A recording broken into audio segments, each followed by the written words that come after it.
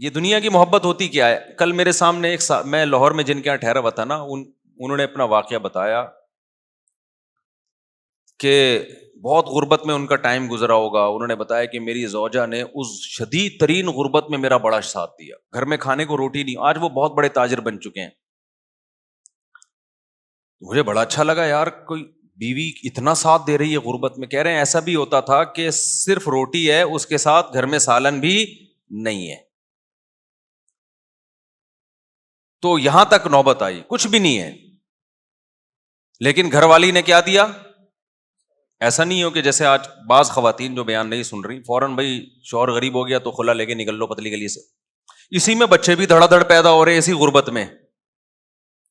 اسی غربت میں بچے بھی کیا ہو رہے ہیں، اللہ پہ توکل بھی ہے نا. حالانکہ وہ کوئی زیادہ کوئی مولانا بھی نہیں ہے، کوئی ایسا بھی نہیں کوئی بہت زیادہ دیندار سمجھے جاتے ہوں. ایسی نارمل ایک تاجر ہے، بزنس مین ہے، اولاد بھی نہیں روکی، گھر میں کھانے کو روٹی نہیں ہے، بچے بھی پیدا ہو رہے ہیں کہ کھلانے والا کون ہے؟ اللہ. دیکھو قیامت کے دن پتہ چلے گا اللہ کی نظر میں کون اچھا تھا کون برا تھا. گیٹ اپ تو بھائی سارے بڑے اچھے اچھے بنا کے گھوم رہے ہوتے ہیں، حاجی پاجی تو سارے بن جاتے ہیں. حضرت حکیم الامہ مولانا شرف علی تھانوی رحمہ اللہ تعالی فرمایا کرتے تھے کہ اسلاف میں نا، جو اسلاف تھے ہمارے تابعین، صحابہ، تبع تابعین، ان کے ہاں ظاہری عمل سے زیادہ دل کے عمل کی ویلیو تھی کہ اندر سے بندہ کیسا ہے، اندر سے ٹھیک ہے یا نہیں ہے. اور ہم لوگ جو فوکس کرتے ہیں وہ ظاہر کو زیادہ فوکس کرتے ہیں، اندر کو فوکس نہیں کرتے. ہر چیز میں ایسا ہی ہو رہا ہے. جب ہم مانتے ہیں کہ خدا ہے، رزق اس کے ہاتھ میں ہے، اور وہ منع کر رہا ہے نسل روکنے سے کہ غربت کے خوف سے نسل مت روکو، تو مان لو یار وہ وہی کھلاتا ہے. اوپر سے بولنے والے آپ کو مارکیٹ میں بہت ملیں گے، لیکن یہ اوپر سے ہی ہے یہ جملہ، نیچے نہیں اترتا. اور اس کے پھر صرف اولاد کے روکنے پہ اثرات نہیں آتے، باقی زندگی میں بھی اس کے اثرات آتے ہیں. اولاد کا روکنا تو ایک اس کا اثر ہے جو ظاہر ہو رہا ہے، باقی جگہوں پہ بھی کنجوسی نظر آئے گی، اللہ پہ توکل نظر نہیں آئے گا. کیونکہ جب توکل نہیں ہے تو پھر کہیں بھی نہیں ہوتا، ہوتا ہے تو سب جگہ ہوتا ہے. سمجھتا نہیں ہے نا بات کو. تو انہوں نے مجھے بتایا کہ میرے ایسے حالات تھے اور اس طرح بچے بھی پیدا ہو رہے ہیں اور بیوی بھی نہ نسل روک رہی ہے اور ساتھ دے رہی ہے. اور اس غربت میں کہتے ہیں جب پیسہ آنا شروع ہوا، بہت محنت کی انہوں نے، تو بیوی کیا کہہ رہی ہے، آپ کے بھائی غریب ہیں، آپ ان کو سپورٹ کریں. ابے میں نے کہا یار ایسی خاندانی بھابھی، یار ایسی خاندانی عورتیں مارکیٹ میں مرد نہیں ہیں. عورتیں کہیں ہماری برائی کر رہے ہیں، مرد کون سا ایسا خاندانی ہے؟ مثال دے رہا ہوں میں، ان کی تو بیگم ایسی خاندانی تھی نا. کہہ رہے ذرا سے پیسے آنا شروع ہوئے تو میرے بھائی سارے غریب تھے، تو میری گھر والی نے کہا کہ آپ کیا کریں، ان کو سپورٹ کریں. کہہ رہے میں نے ان کو سپورٹ کرنا شروع کیا، سب کو کاروبار میں لگایا، زمینیں لے کے دیں. آج اللہ نے اچھا بچے بھی سارے، اب جب پیسہ آیا تو جیسے جیسے بچے بڑے ہوتے گئے سارے بڑی بڑی یونیورسٹیوں میں ہی پڑھ رہے ہیں. کل رات میں ان کے بچوں کے ساتھ ہی بیٹھا ہوا تھا، ہم 3-3:30 بجے جا کے، بلکہ میرا خیال فجر کی اذان ہو گئی تھی، بیٹھا ہوا تھا. مجھے ایسا اچھا لگ رہا تھا ان کے ساتھ. وہ بچوں کی باتیں بھی بڑی ٹائٹ، بڑی بڑی یونیورسٹی میں پڑھ رہے ہیں اور مسائل کیا پوچھ رہے ہیں، سارے دین کے مسائل، کہ اپنے دین کی ہم یونیورسٹی میں حفاظت کیسے کریں، لڑکیوں سے میل جول سے کیسے بچیں ہم. تو میں نے کہا یار ایجوکیشن میں بھی آگے ہیں، اخلاقیات میں بھی تربیت بھی ہو گئی، پیڑ بھی بھر گیا، اور قد بھی ایسے لمبے لمبے تڑنگے سے نا ایسے لمبے. تو میں اصل میں تو بچوں کے لیے نہیں بتا رہا تھا، اصل میں تو یہ کہ میں نے کہا یار اب دیکھو یہ خاتون ہے، شوہر سے کیسی وفا کر رہی ہے، گزارا کیا غربت میں، اس کے بعد جب پیسہ آنا شروع ہوا تو اس نے کہا بھائی جو میرے مقدر کا ہے وہ تو اللہ مجھے کھلا رہا ہے. کہ بیگم کا بیان کیا تھا، انہوں نے خود بتایا کہ جو میرے مقدر کا ہے اللہ مجھے، بھائی جب پیسہ آتا ہے تو گھر میں لائف اسٹائل تو اچھا ہو ہی جاتا ہے، تو ہمارا تو ہو ہی گیا نا بھائی، ہمیں تو اچھا مل رہا ہے، ایئر کنڈیشن بھی گھر میں لگ گیا، گھر بھی اچھا مل گیا. اب سپورٹ کس کو کریں؟ بھائیوں کو سپورٹ کریں آپ. تو یہ کیا ہے، دل کیا ہے، دل میں حب دنیا بولو نا نہیں ہے، دل میں دنیا کی محبت نہیں ہے. دل میں دنیا کی محبت ہوتی نا پہلے تو ان سے اولاد ہی پیدا نہیں ہونی تھی, کیونکہ یہ ہوس ہوتی ہے نا کہ سارا بچانا ہے ہم نے, مخلوق پہ خرچی کرنا. اور پھر جب یہ انسان اپنی اولاد نہیں پیدا کرتا کہ کھلانا پڑے گا, تو وہ شوہر کو مشورہ دے کہ دوسروں کی اولادوں پہ کھلاؤ. پھر انہوں نے بتایا کہ بہنوں کے ساتھ بھی تعاون اور وغیرہ وغیرہ, خاندان کے ساتھ بھی. اور مرد کا دل جب بیوی اس طرح کی باتیں کرے نا اتنا بڑا ہو جاتا ہے, وہ کہتا ہے یار میں پوری جائیدادیں اس کے نام کر کے جاؤں گا میں. یعنی مرد کا دل اتنا اللہ نے بڑا رکھا ہے. اگر آدمی کا بچہ ہو پاجامہ نہ ہو, پاجامے تو پھر مارکیٹ میں بہت گھوم رہے ہیں نا, انسان کا بچہ ہو نا تو وہ اتنا بڑا دل ہو جاتا ہے جب بیوی اس طرح کی باتیں کر رہی ہوتی ہے. تو آج کل تو ایک دوسرے کی دولت پہ نظر, شوہر بیوی کے مال پہ نظر رکھتا ہے, اس کو پوچھتا رہتا ہے تمہارے ابا کی وراثت گئی کہاں. اور بھائی یہ اس کا ہیڈیک ہے یار, اگر اس کو ملی بھی ہے تو تجھے کیا دلچسپی ہے کہ اس کے پاس بینک میں کتنے پیسے ہیں, اس کو ابا کی وراثت سے کیا ملا, تیرا لینا دینا نہیں ہے. تیری جو ذمہ داری ہے وہ تو نے پوری کرنی ہے نا. بھائی بیگم کروڑ پتی ہو یا ارب پتی ہو یا غریب ہو, آپ کے ذمے جو نان نفقہ ہے, شریعت کہتی ہے اس نان نفقے کی کوالٹی اور کوانٹٹی پہ اس سے کوئی فرق نہیں پڑے گا. یہ اللہ نے عورت کو حق دیا ہے کہ اس کا ساری ذمہ داری کس پر ہے, شوہر پر ہے, چاہے وہ پیسہ ٹھیک ٹھاک ہو اس کے پاس. صرف ایک چیز پہ فرق پڑے گا کہ علاج اس کے پر ہوگا کہ اگر اس کے پاس پیسہ ہے تو پھر اس کے اپنے پیسوں سے اس پر علاج لازم ہوگا. لیکن ہماری سوسائٹی میں مرد یہ بھی کر لیتے ہیں کہ نہیں بھائی چلو علاج بھی میں ہی کروں گا, اور اچھی بات ہے, کر لینا چاہیے. تو یہ ہے حب دنیا. اور اس قسم کی عورت جو ہے تو اس کا مطلب اس کا دل دنیا کی محبت سے بولو پاک ہے. پیسہ اچھا سب کو لگتا ہے, ہوس نہیں ہے پیسہ اچھا لگنا برا نہیں ہے, وہ تو سب کو لگتا ہے اچھا, کیونکہ اس سے نعمتیں ملتی ہیں. اللہ نے دولت کو اپنا فضل کہا ہے قرآن کریم میں. ہوس الگ چیز ہے اور پیسے کی چاہت الگ چیز ہے. آج ہوس ہے, لالچ ہے, غیر اخلاقی طریقے سے کمانا, بٹورتے رہنا. میں آج کیا ہوتا ہے جو خواتین بیان نہیں سن رہی, جب وہ شادی ہو کے گھر میں آتی ہیں شوہر کے, تو ان کی خواہش ہوتی ہے کہ بھائی یہ بہنوں کو کیوں کھلا رہا ہے, یہ اپنے بھائیوں کو کیوں کھلا رہا ہے, یہاں تک کہ اپنی ماں کو کیوں کھلا رہا ہے, یہ اتنی ٹینشن. اور میں نے دیکھا ہے اپنی زندگی میں کیسے مرد کے دماغ کو ایسا قبضے میں کیا ہے کہ وہ کسی قابل ہی نہیں رہا, وہ کہیں خرچ ہی نہیں کرتا. اچھی بھی ہیں الحمدللہ, جیسے میں نے آپ کے سامنے ایک مثال دی ہے. اور مردوں میں بھی دونوں قسم کی بیماریاں پائی جاتی ہیں. عورت کے کما رہے ہیں بیگم سے کہ تم کما کے لاؤ. یہ بات تو میں بار بار کہتا ہوں, شدید مجبوری نہ ہونا میرے بھائی. اپنے خاندان میں اپنے نسلوں میں یہ رسم چھوڑ کے جاؤ, ان کو یہ باور کرا دو کہ ہمارے خاندان میں مرد کماتے ہیں عورتیں کھاتی ہیں. بولو ہماری پرمپرا ہے یہ, ہم اس کو چینج نہیں کر سکتے, ہمارے خاندانی رواج ہے. بھائی ہمارے یہاں عورتیں نہیں کماتی, یہ سیکھ لو, یہ کیا کر لو. میں کبھی نہیں دعویٰ کرتا کہ میں جو باتیں کرتا ہوں میرا بھی 100% عمل ہے اس پہ. میں تو اللہ سے دعا کرتا ہوں اللہ جو باتیں کر رہا ہوں مجھے اس پر عمل کی توفیق دے. میں تو بار بار کہتا ہوں بھائی میں آپ لوگوں کو کوئی نصیحت کرتا ہوں اس نیت سے کہ مجھے بھی اللہ عمل کی توفیق دے. لیکن کچھ باتیں بتانی پڑتی ہیں تاکہ آپ کو یہ نہ لگے کہ یار یہ پھینک رہا ہے لمبی لمبی نا. جب اس پر آزمائش آئے گی نا تو پھر دیکھیں گے ہم. اللہ بچائے ہمیں آزمائشوں سے. میں نے بتایا مجبوری کے حکام تو الگ ہیں. اب قحط پڑا ہوا ہے تو پھر تو بیگم جاب کر رہی ہے, مرد کی جاب نہیں, وہ تو ایک مجبوری ہے نا. بھیک مانگنے سے تو بہتر ہے کہ کوئی تو کما لے. تو میرے تو آمدن بھی بہت کم تھی اور میرے 3 گھر تھے, عرصے سے تو میرے 3 ہی چلے آ رہے ہیں نا. تو آپ کا کیا خیال ہے, مجھے ضرورت نہیں پڑی ہوگی اتنے بچوں کو پالنے کے لیے کہ بیگم کو میں اجازت دے دوں بھائی. اور جاب بھی کہاں, مدرسے میں پڑھانے کی, اسکول میں پڑھانے کی. میں نے کہا نہ, مدرسے میں پڑھانا ہے تو بھائی فری پوکٹ میں. کیوں بھائی, ہماری خاندان میں یہ اب تک چلا آ رہا ہے اور آئندہ ہم اپنی نسل میں چلائیں گے. بھائی ہمارے خاندان میں کمانا کس کا کام ہے, مرد کا. عورت کا کام کیا ہے, کھانا. اس پہ ہمیں کیا ہے بھائی, فخر. نہیں آئی بات میرا خیال ہے سمجھ میں. تو یہ رسم چھوڑ کے جاؤ. بھائی ہم لوگ کیا نہیں عورتیں کماتی, ہم لوگ کیا مرد کماتے ہیں. خدا کی قسم ایسا اچھا خاندانی نظام چلے گا نا تمہارا, اتنا ٹائٹ نظام چلے گا. بچے تمیز سے پلیں گے, بچے پیدا بھی تمیز سے ہوں گے, ان کو ماؤں کی محبتیں بھی پوری ملیں گی اور تمہیں بیویوں کی محبت بھی پوری ملے گی.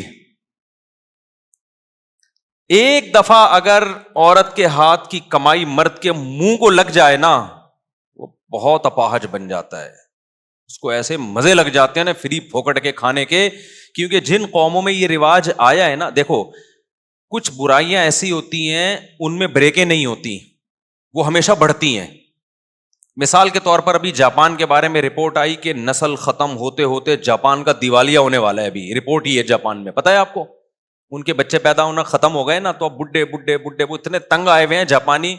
سویڈن کا صدر تو ایک دفعہ تقریر میں رو پڑا تھا کہ ہمارے یہاں بڈھے بڈھے ہو رہے ہیں. وہ تو کورونا نے کچھ فضل کیا, بہت سارے بوڑھوں کو شاٹ کر دیا, ورنہ تو وہ پاگل ہو گئے تھے کہ بھائی کوئی کما تو رہا نہیں ہے, سارے کھا ہی رہے ہیں بیٹھ کے. تو وہ باہر سے لوگوں کو بلاتے ہیں, لیکن ان کی اپنی قومیں ختم ہو رہی ہیں.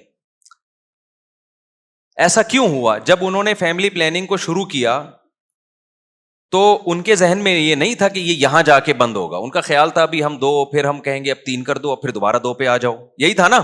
ابھی تو ہماری آبادی بہت ہے تو ہم ایسا کرتے ہیں 2 پہ لے آتے ہیں, بلکہ 1 پہ لے آتے ہیں تاکہ آبادی ذرا سے بھی نہ بڑھے. پھر تھوڑے دنوں میں ہم 2 پہ لے آئیں گے, پھر ہم 3 پہ لے آئیں گے. جب کم ہونے لگے گی تو ایک تمیز سے چلیں گے. یہ کیا مسلمانوں کی طرح کہ برساتی مینڈکوں کی طرح بچے پیدا ہو رہے ہیں ان کے, وہ ہمیں یہ کہتے تھے خرگوش کی طرح بچے ہو رہے ہیں, کوئی پلاننگ نہیں ہے اور کوئی اس کے لیے, وہ غربت سے مرے جا رہے ہیں, پیٹرول مہنگا ہو رہا ہے, اور پھر بے فارم میں ایک نیا بچہ آ گیا جی. بے فارم کے فارم نہیں ہے ان لوگوں کے پاس, اتنا غریب ملک, کاغذ باہر سے ادھار لے رہا ہے یہ, وہ بچے ہی ڈالے جا رہے ہیں اس میں. ایک جاہل قوم, وہ ہمارے بارے میں یہ کہتے ہیں. ہم نے دیکھو کیسے مینج کیا سسٹم کو اور کیسے زبردست. کچھ گڑبڑیں ایسی ہوتی ہیں کہ وہ شروع آپ کرتے ہیں, کنٹرول میں آپ کے نہیں ہوتی. تو یہ ہوا ہے ان لوگوں سے. اب ناروے ایک بچہ پیدا کرنے پر 24 لاکھ روپے دے رہے پاکستانی. یہ 24 لاکھ پچھلے سال کی رپورٹ ہے جب کرنسی کی, اب تو وہ شاید 30-35 لاکھ بن چکے ہوں. آپ ناروے کی نیشنلٹی لو اور کوئی کام نہ کرو وہاں جا کے, صرف یہی کرو, ملتے رہیں گے آپ کو.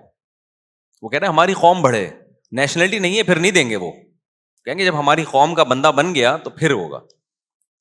تو یہ کیوں ہو رہا ہے وہاں پہ نسلیں؟ اور 50-60 سال کے بعد آپ دیکھو گے جاپان میں پشتو چل رہی ہوگی انشاءاللہ. آپ دیکھو گے پشتو ہوگی, کیونکہ ہمارے جو پشتون تاجر ہیں پشاور سے اور افغانستان بہت جا رہے ہیں وہاں پہ.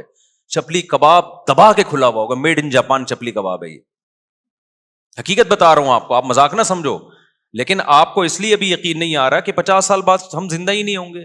اگلی نسلیں اگر یہ ہمارا بیان سنیں گی تو وہ کہیں گی تو جاپان تو ہے ہی پٹھانوں کا ملک, تو مفتی صاحب یہ باتیں کیسی کر کے گئے ہیں.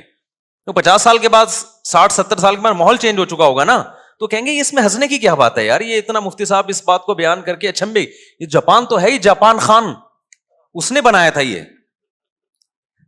کیونکہ جب چینج, بہت سے کنٹری ایسے ہیں جن میں جو اصل قومیں تھیں وہ ختم ہو چکی ہیں. یونان جو ہے نا, یونان, اس کے بارے میں آپ ہسٹری اٹھا کے دیکھیں, انہوں نے بہت صدیوں پہلے فیملی پلاننگ پہ عمل کیا تو ان کی نسل گھٹتے گھٹتے اصل قوم ہی ختم ہو گئی ہے. دوسری قوم ہے جس کو یونانی کہا جاتا ہے, اپنے ہی ہاتھوں مر گئے, ختم.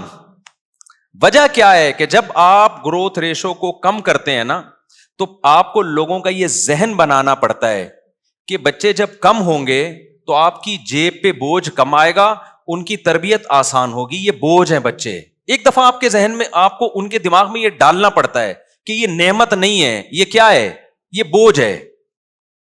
یہ سافٹ ویئر انسٹال کیے بغیر کوئی نسل روکتا نہیں ہے. قرآن نے کیا کہا, یَهَبُ لِمَن یَشَاءُ إِنَاثًا, جس کو چاہتا ہوں بیٹیاں گفٹ کرتا ہوں, اور جس کو چاہتا ہوں بیٹے گفٹ کرتا ہوں. ہبہ گفٹ کو, انعام تحفے کو کہتے ہیں.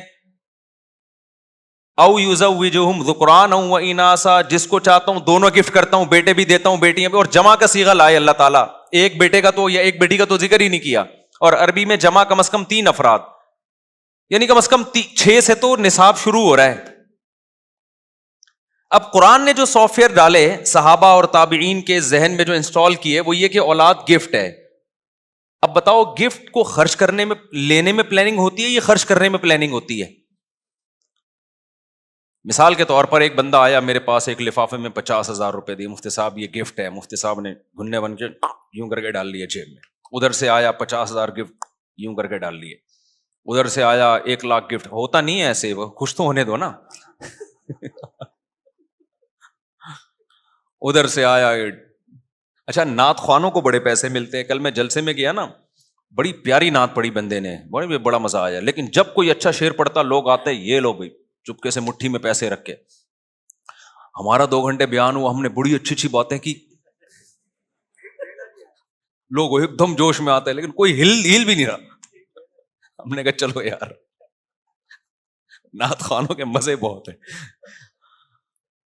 اچھا ادھر سے 50,000 آ رہے ہیں, اب کوئی کہے مفتی صاحب اتنے پیسے لے رہے ہو بغیر پلاننگ کے پیسے ہی آتے چلے جا رہے ہیں, یہ تو ٹھیک نہیں ہے. میں کہوں گا آئیں جتنے بھی, اس کے لیے پلاننگ کی ضرورت نہیں ہے, پلاننگ کی ضرورت ہوگی خرچ کرنے میں. یہ پلاننگ کا موقع نہیں ہے, کیونکہ گفٹ تو جتنے آ جائیں اچھا ہے بھائی, جتنے آ جائیں. لاکر بڑا بنوا لوں گا میں, ایک اور اکاؤنٹ کھلوا لوں گا میں, جیبیں بڑی کروا لوں گا میں, گفٹ کبھی کوئی نہیں روکتا. پلاننگ گفٹ لینے میں نہیں کی جاتی, گفٹ کو خرچ کرنے میں کی جاتی ہے, کہ ایسے ہی اڑاؤ نہیں, اب اتنے آ گئے ہیں تو اب شادی تو ہو نہیں سکتی, اب کیا کریں ہم اس سے. پہلے تو پلاننگ آسان تھی میرے لیے, اب بھائی ایسا کرتے ہیں کہ بچوں کو ہم ذرا اور اچھے اسکول میں ڈال دیتے ہیں, ذرا اور تگڑی فیسیں ہو جائیں گی ان کی, اور یہ کر دیتے ہیں یہ کر دیتے ہیں. ہاں بغیر پلاننگ کے اڑانا شروع کر دو گے تو یہ نعمت کی ناقدری. تو اللہ میاں نے قرآن میں جو ہمیں سافٹ ویئر انسٹال کیے نا مسلمان سوسائٹی کو, جو قرآن پڑھتے ہیں ان کو یہ بتایا کہ اولاد یہ بوجھ نہیں ہے, بلکہ یہ کیا ہے, گاڈ گفٹڈ ہے, یہ خدا کی طرف سے گفٹ ہے. اب جب گفٹ ہے تو گفٹ آنے میں پلاننگ نہیں ہوتی, جب آ گئے تو پھر پلاننگ کرنی ہے تاکہ ضائع نہ ہو, کہ اس کو ڈاکٹر بنانا ہے, اس کو عالم بنانا ہے, اس کو مفتی بنانا ہے, اس کو کیا بنانا ہے, انسان کا بچہ بنانا ہے, کیسے بنانا ہے, کون سے اسکول میں بھیجیں, کس بزرگ کے پاس بھیجیں, کس کے بیان سنائیں, چرسیوں میں بیٹھ رہے تو اس سے کیسے بچائیں ہم اس کو, صبح شام ایسا نہ ہو پب جی کھیلتے کھیلتے زندگی گزر جائے. تو پلاننگ اس اولاد کا کیا استعمال ہے اس میں پلاننگ ہوگی.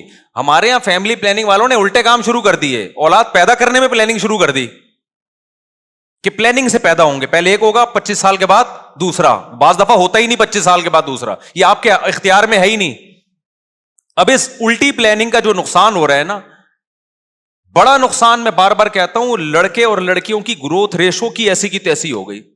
اب جس کو سب کو 2 بچے چاہیے, تو جس کو بیٹا مل گیا وہ تو نسل روکے گا, جس کو نہیں ملا وہ 5-5 6-6 بیٹیاں ہو جاتی ہیں بیٹے کی لالچ میں, وہ 6 بیٹیوں کے بعد جا کے نسل روکے گا. بیٹے 1 یا 2 اور بیٹیاں 6-6. تو یہ تو سارا فطری نظام کی ایسی کی تیسی ہو گئی کہ نہیں ہو گئی. آپ کہہ سکتے ہو کہ چائنا اور جاپان اور انڈیا, ان دونوں کنٹریز میں فیملی پلاننگ پر عمل ہوتا ہے, تو ان میں تو گروتھ ریشو ایسا نہیں ہے کہ لڑکیاں بہت زیادہ لڑکے کم, بلکہ وہاں تو لڑکیاں ہی شارٹ ہیں. تو بھائی وہ ایک اور ظلم کر رہے ہیں جس کا خدا آخرت میں انتقام لے گا, وہ یہ کہ لڑکیوں کو ماں کے پیٹ میں مار دیا جاتا ہے پیدا ہونے سے پہلے, ورنہ اگر وہ پیدا ہونے دینا تو وہاں لڑکیاں ہی لڑکیاں ہوں, اتنی عورتیں پیدا ہو جائیں, مرد مارکیٹ سے شارٹ ہو جائے ان کے, کیونکہ جس فیملی میں ایک بیٹا ایک بیٹی ہو گئی وہ روکے گا نسل, جس کے 2 بیٹے ہو گئے وہ بھی روک لے گا, کیونکہ بیٹے کی ضرورت لوگوں کو بیٹی سے زیادہ ہوتی ہے. خود ماؤں کو بیٹا چاہیے ہوتا ہے. آپ دیکھ لیں ہماری سوسائٹی میں 5 بیٹیاں 6 بیٹیاں 7 بیٹیاں, کس چکر میں یار, اس چکر میں کہ شاید اگلی دفعہ بیٹا ہو جائے, وہ نہیں ہوا تو اب تو سارا سیٹ اپ, جب آپ فطرت کے کام میں ٹانگ اڑاتے ہو تو الٹا پلٹا ہوتا ہے. تو میں یہ کر رہا تھا کہ اسلام نے جو سافٹ ویئر ہمیں ہمارے دیے, جو قرآن پڑھتے ہیں قرآن پر ایمان رکھتے ہیں, وہ یہ کہ یہ نعمت ہے. لہذا جب آپ کے دماغ میں یہ آ گیا نا, یہ سافٹ ویئر انسٹال ہو گئے کہ نعمت ہے, تو پھر آدمی کیا چاہے گا, میری اولاد زیادہ ہو. یہ کافروں کو بھی یہی پتا تھا کہ اولاد زیادہ ہونا نعمت ہے. یہی وجہ ہے کہ قرآن کافروں کو کہتا تھا کہ تم اگر اطاعت کرو گے تمہیں اللہ کثرت سے اولاد دے گا. یمددکم باموال وبنین, یہودیوں کو اللہ کہتے ہیں ہم نے کہا کہ جب تم اطاعت کرو گے کثرت سے اللہ تمہیں اولاد دے گا. اور قرآن کہتا ہے, شعیب علیہ السلام نے اپنی قوم سے کہا کہ اللہ کی نعمت کو یاد کرو, وکثرکم, اللہ نے تمہاری آبادی بہت بڑھا دی ہے, یہ اللہ کی نعمت ہے, اس پہ شکر ادا کرو.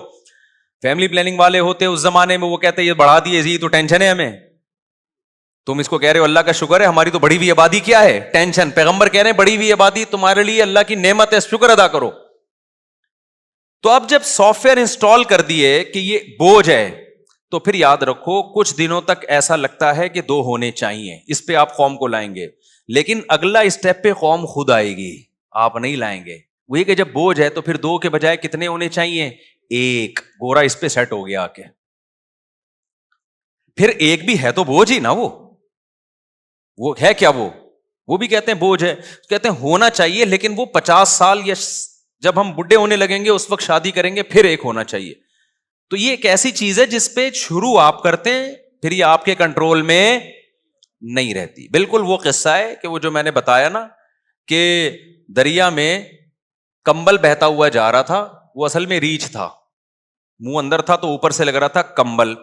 تو ایک آدمی لالچی تھا, اس نے کہا میں جاؤں گا اس کمبل کو نکال کے لاؤں گا. لوگوں نے کہا طوفانی دریا ہے, کمبل چھوڑ دے, ہم تجھے بازار سے دلا دیں گے. اس نے کہا نہیں نہیں, اتنی قیمتی چیز میں چھوڑ نہیں سکتا. لالچی تھا, دریا میں ڈبکی لگائی اور کمبل کو جا کے پکڑا تو وہ ریچھ تھا, ریچھ نے اس کو پکڑ لیا.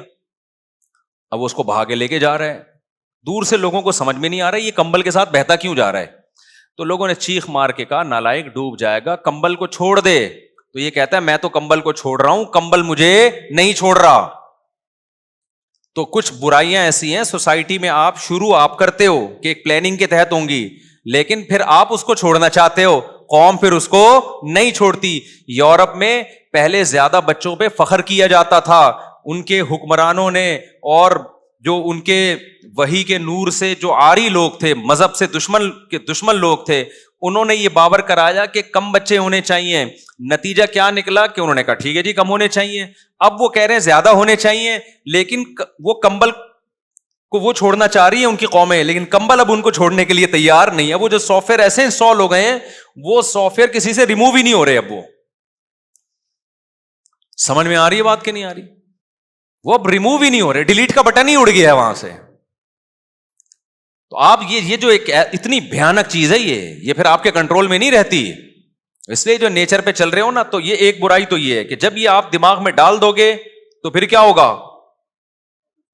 پھر دوسرا, جب آپ یہ کسی کے دماغ میں ڈال دیتے ہو نا کہ پیسہ خرچ کرنے سے کم ہوتا ہے,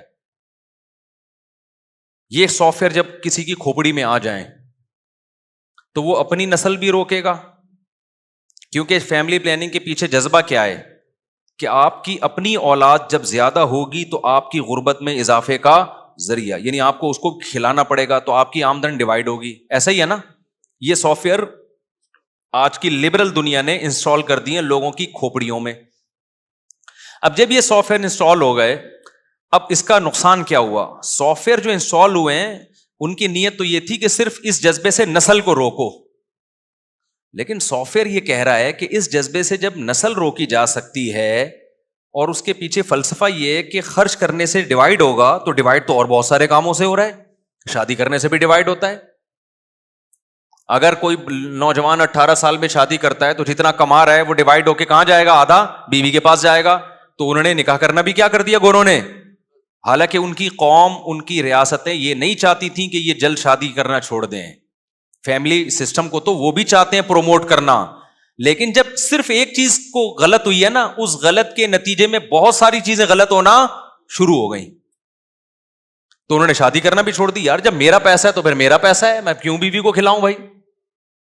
پھر جب بیگم کو نہیں کھلانا, اپنے بچوں کو نہیں کھلانا, تو کسی بیوہ سے شادی کر کے اس کے یتیم بچوں کو کھلانا, یہ تو پاگل پنا اور حماقت. اس ایسے آدمی کے تو سینگ ہونے چاہیے سر پہ, حماقت کے, کہ اپنی جو اپنا بلڈ ہے اس پہ خرچ کرنے سے پیسے کم ہوتے ہیں, تو دوسرے کے بلڈ پہ خرچ کرنا تو اور پرلے درجے کی حماقت ہے.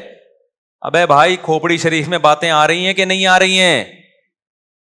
تو یہ ایسا الٹا پلٹا ہوا ہے نا کہ اب اس کی بریکیں نہیں. اب یہ لبرل دنیا کیا کر رہی ہے, اب یہ ایک تو شادیاں 40 سال میں کرتے ہیں, پھر ان کو بیوی چاہیے کمانے والی, کیونکہ ان کے سافٹ ویئر اپڈیٹ ہوتے جا رہے ہیں زمانے کے حساب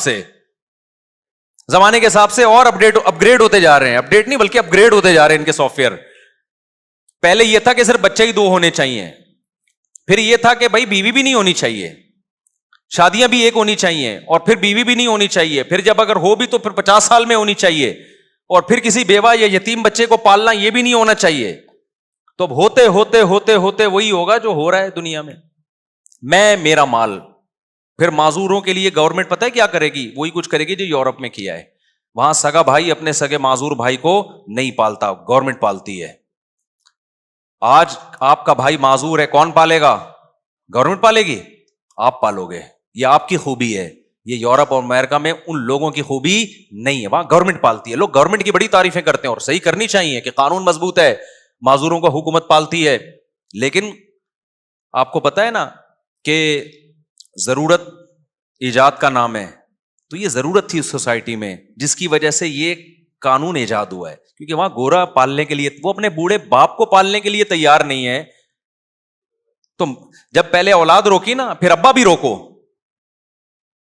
ابا کو تو روک سکتے نہیں کیونکہ ابا پہلے پیدا ہوتے ہیں, بچہ بعد میں پیدا ہوتا ہے. تو ابا کو روکنے کا یہ ہے کہ ابا پہ خرچ نہ کرو, میرا پیسہ ہے تو میں نا. تو گورنمنٹ نے کہا یار یہ تو روڈوں پہ بڈھے بےچارے بوڑھے پڑے ہوئے ہوں گے یہاں پہ, تو انہوں نے بڑا اچھا نظام بنایا, اولڈ ہاؤس بنایا کہ بھئی یہ بوڑھوں کو, ہم جا کے بڑی تعریفیں کرتے ہیں, دیکھو گورنمنٹ یہاں بوڑھوں کو کتنا اچھا کھلاتی, کتنی کیئرنگ حکومت ہے. ایک ہماری حکومت ہے, مار دیا بڈھوں کو.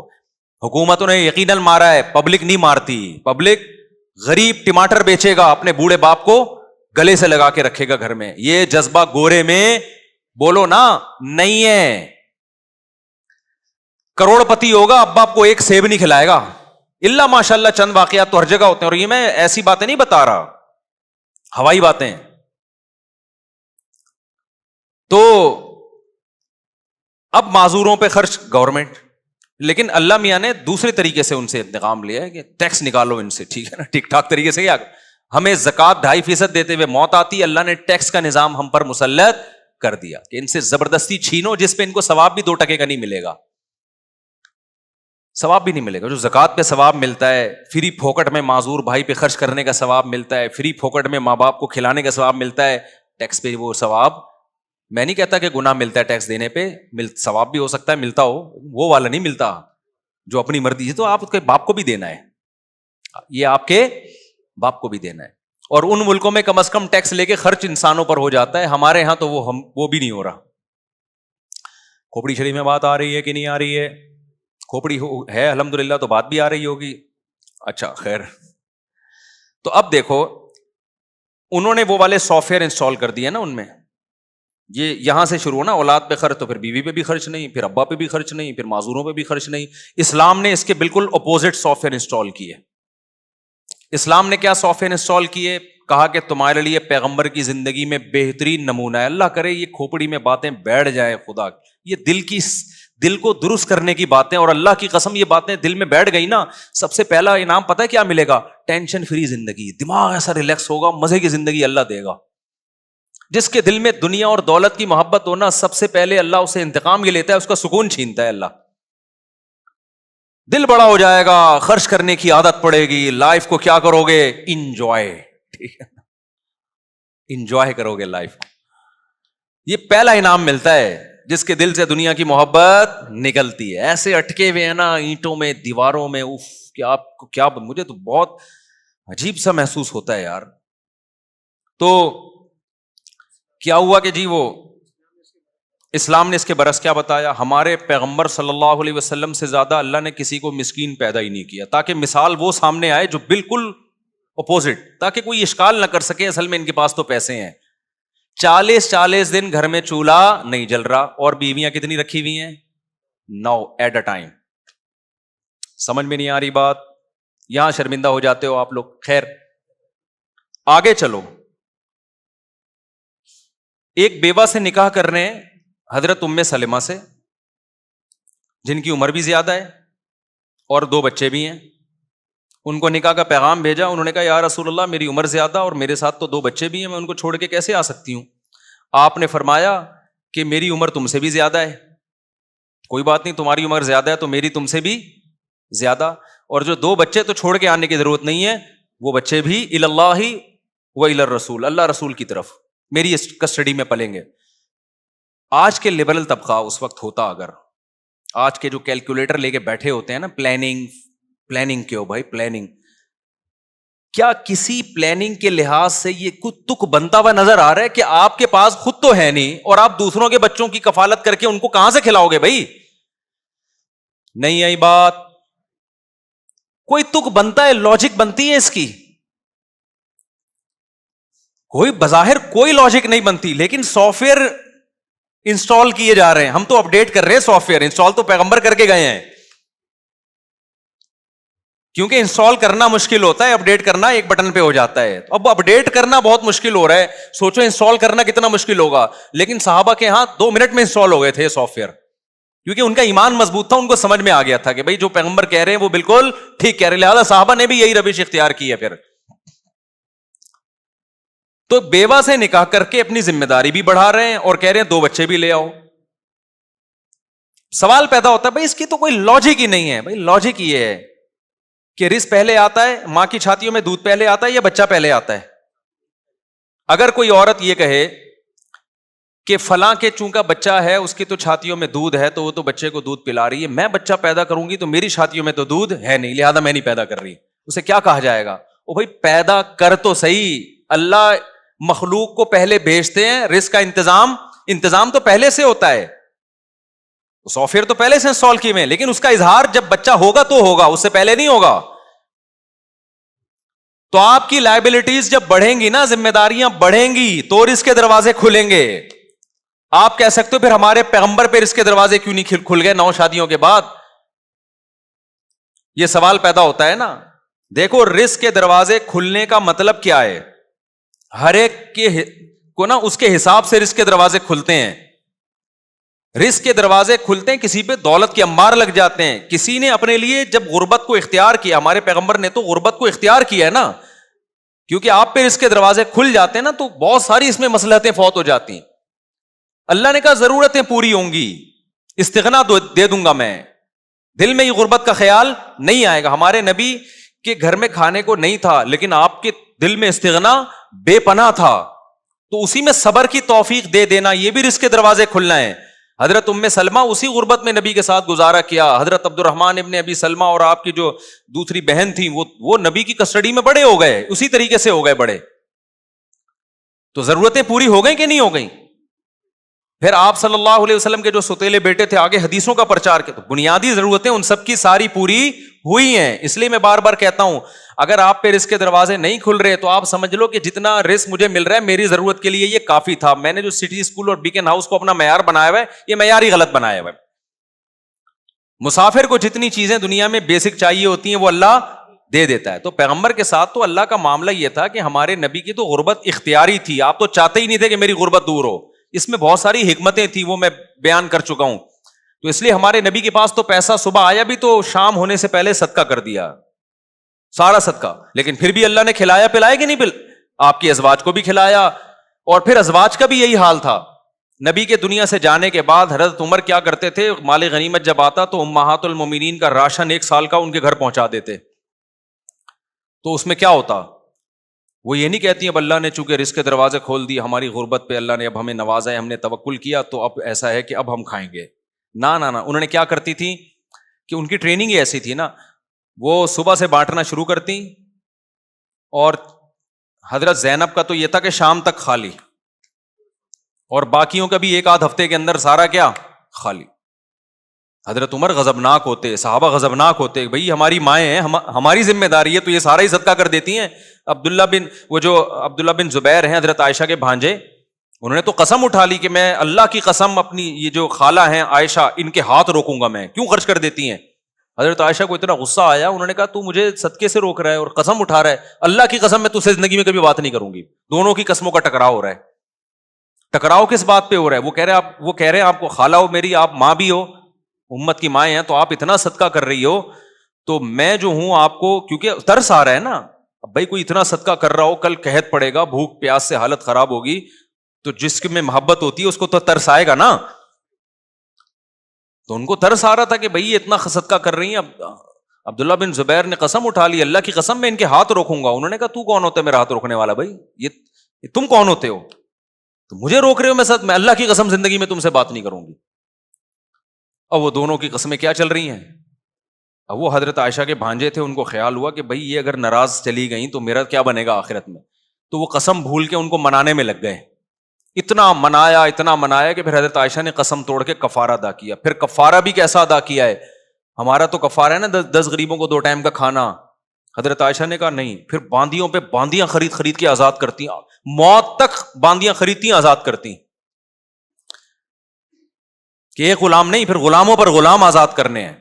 تو پیسہ بھی اتنے غلام آزاد ہو رہے ہیں تو پیسہ آ رہا ہے نا, انہی پیسوں سے قسموں کے کفارے ادا ہو رہے ہیں. لیکن ہم اتنے توکل کے مکلف نہیں ہیں, ہم تو نارمل لوگ ہیں بھائی. ہمیں تو اللہ کہتا ہے جو واجب درجے کا توکل ہے نا, جو فرض ہے تمہارے اوپر وہ کر لو, اتنے ہائی لیول پہ جانے کی تمہیں ضرورت نہیں ہے. جو واجب درجے کا توکل ہے وہ کر لو. تو واجب درجے کا تو یہ ہے کہ بھائی جو لوگ آپ کی کسٹڈی میں ہیں ان پہ خرچ کرنے کو بوجھ نہیں سمجھو. اور اللہ نے اس کی دلیل دی ہے کہ بچہ پیدا ہوتے ہی ماں کی چھاتیوں میں دودھ آ جاتا ہے, اس کا مطلب اس کی ذمہ داری اللہ نے اٹھائی ہے. جب اللہ نے اٹھائی ہے اور اللہ نے اس کا ثبوت بھی دیا ہے, تو پھر اسلام نے جو سافٹ ویئر ہمارے ذہن میں, ہمارے دماغوں میں ڈالے ہیں, وہ یہ والے ڈالے ہیں کہ خرچ کرنے سے پیسہ کم نہیں ہوتا بلکہ بڑھتا ہے. ذمہ داریاں بڑھانے سے پیسہ کم نہیں ہوتا بلکہ بڑھتا ہے. سمجھ میں آ رہی ہے بات؟ تو گورے کے سافٹ ویئر الگ ٹائپ کے ہیں, اسلام کے بالکل اس کے اپوزٹ ہیں. تو ایک طرف ہو جاؤ, یا تو پورے جیپنیز بن جاؤ یا پورے انسان بن جاؤ. سوری, انسان کہہ رہا ہوں, وہ بھی انسان تو ہیں, یعنی یا تو پورے مسلمان بن جاؤ. یہ والے سافٹ ویئر, اور یہ والے سافٹ ویئر جب چلتے ہیں نا, تو اس کی بھی بریکیں نہیں ہیں. جیسے ادھر کی بریکیں نہیں ہے نا, بخل کرتے کرتے کنجوس ہوتا چلا جاتا ہے. تو یہاں بھی ایسے ہی ہے کہ جب سخی بنتا ہے نا انسان, نسل بھی بڑھا رہا ہے, شادیاں بھی کر رہا ہے, ماں باپ پہ بھی خرچ کر رہا ہے, بہنوں کو بھی کھلا رہا ہے, بھائیوں کا بھی خیال کر رہا ہے, تو یہ والے سافٹ ویئر کی بریکیں بھی کیا ہیں؟ فیل. سخی ہوتا چلا جاتا ہے, کیونکہ جب اللہ کی مدد دیکھتا ہے نا کہ یار میں جتنا خرچ کرتا ہوں نا, بھوکا مرتا ہوں, کھا پی رہا ہوں, لائف اسٹائل میری اچھی سے اچھی ہوتی جا رہی ہے, تو اور زیادہ اس کے اندر جذبہ پیدا ہوتا ہے.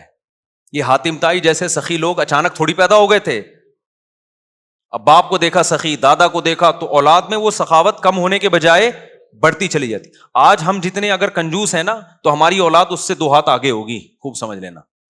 آج آپ نے, انگریزوں میں یہ ہوا کہ 100 سال پہلے انہوں نے کہا 4 بچے ہی اچھے, تو ان کے جو بچے تھے انہوں نے کہا 3 ہی اچھے. پھر جو نئی نسل آئی انہوں نے کہا 2 ہی اچھے, اگلی نسل نے کہا 1 ہی اچھا, اگلی نسل نے کہا 1 بھی بالکل اچھا نہیں ہے. حالانکہ بہت اچھے اچھے پیدا ہو رہے تھے, سائنسدان پیدا ہو رہے ہیں, ان کے تو سارے ہی اچھے ہو رہے ہوتے ہیں. تو کہاں سے بات لے کے چلا تھا میں, کدھر کو نکل گئی؟ تو سافٹ ویئر کو نا اپنی سیٹنگ جا کے, یہ بزرگان دین یہ سافٹ ویئر ہمارے وائرس نکال کے نا انسٹال بھی کرتے ہیں, اور جب آپ اہل اللہ کی صحبت میں بیٹھے رہیں گے تو اپڈیٹ بھی ہوتے رہتے ہیں, اپ گریڈ بھی ہوتے رہتے ہیں. جب آپ اہل اللہ کی صحبت, علماء کی صحبت چھوڑ دیتے ہو, تو ان سافٹ ویئر میں پہلے وائرس آتا ہے, پھر یہ اڑ جاتے ہیں, پھر دوسرے والے سافٹ ویئر انسٹال ہونا شروع ہو جاتے ہیں. تو یہ جو اہل اللہ کی صحبت ہے, علماء کی صحبت ہے, یہ انتہائی ضروری ہے, کیونکہ انسان ایک حالت پہ رہتا نہیں ہے. انسان کا ایمان کبھی ایک سٹیج پہ نہیں ہوتا, یا تو نیچے کو جا رہا ہوتا ہے یا اوپر کو. ہر شخص آنے والے دن یا تو اچھے سے اچھا ہو رہا ہے یا برے سے برا ہو رہا ہے, ایک حالت پہ کوئی بھی نہیں ہوتا, خوب سمجھ لو. آج آپ ایک گناہ کر رہے ہو نا, اگر آپ نے توبہ کر کے پیچھے کو نہیں ہٹے تو اگلی دفعہ اس سے بڑا گناہ ہوگا آپ سے, پھر اگلی دفعہ اس سے بڑا گناہ ہوگا. اس میں ریورس نہیں ہوتا. اور اگر پیچھے کو جانا شروع ہو گئے نیکی کی طرف, تو آج جتنے اچھے ہو کل اس سے زیادہ اچھے ہو جاؤ گے, اگلے دن اس سے زیادہ اچھے. انسان ایک جگہ ٹکنے والی مخلوق ہے ہی نہیں. اب جب میں نے دوسری کی تھی, اگلی دفعہ مجھے تیسری کا آنے لگا کہ نہیں, استغفر اللہ, کیا مثالیں ہوتی ہیں یار. اب باتیں ہی رہ گئی ہیں ہمارے پاس, کیا کریں, باتیں ہی رہ گئی ہیں نا. تو جب 3 ہو گئی نا, 3 تو بڑی مشکل سے ہوئی تھی نا, تو لوگوں نے مجھے کہا کہ آپ بس کر دو. میں نے کہا اب میں آٹو پہ آ گیا ہوں, اب میں آٹو پہ ہو گیا ہوں, ٹھیک ہے, اب عادت ہو گئی ہے. اب اللہ ہی روکے گا, تو اب اللہ نے روک دیا تو اب رک گیا ہوں میں, تو وہ تو اللہ نے روک دیا نا, ورنہ میں آٹو پہ آ چکا تھا, ہوتے ہی رک ہی نہیں رہا. خیر یہ تو مذاق ہے, اس کو سیریس نہ لیں آپ. اصل جو میں بیان کر رہا تھا نا سافٹ ویئر والا, وہ اصل بیان.